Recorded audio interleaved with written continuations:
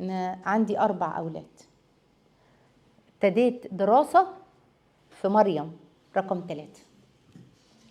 كنت أعمل إيه؟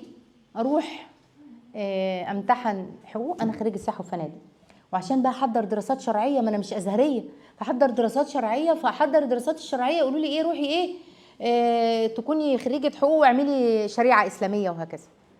رحت، فكنت بدرس حقوق في شهر 5، امتحان القراءات في أول 7، وامتحان دور تاني إعداد دعاء، لأن ما بخشش الدور الأول، بيبقى عندي في آخر 7، وآخر 27/8 كنت بامتحن التمهيدي. كنت واخدة دراسات إسلامية 4 سنين دمجهم في 2 سنين، وكان معايا 3 أولاد، وما جاتش فاء كملت الحاجة.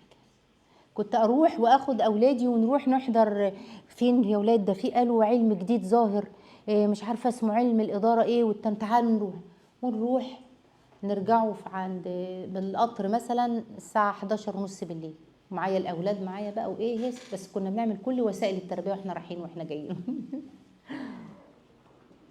افتكر ان ما كانوا يضحكوا عليا، هو بعد ما شاب ودوك كتاب، قلت لها اطلبوا العلم لو شوفي من المهد لله، ان شاء الله عندي 90 سنه طالما حاجه جديده. الناس دلوقتي تستغرب، انت جايه تحضري لنا؟ قلت لهم مش بتقولي حاجه جديده، مش بتتكلمي حاجه عن الله عز وجل، اسمع.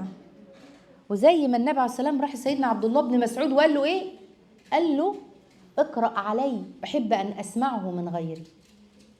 ما فيش حاجه اسمها ابقى نجم، حتى لو النجم ماشي وبعدين بعد ما غير مكانه، اللي احنا بنشوفه في السماء ده مش مكان النجم، ده بعد ما مشي ساب مكانه مضيء بقى، هو خد مكان تاني، بس عبال احنا ما بنشوفوش وهو بيتحرك سريع جدا.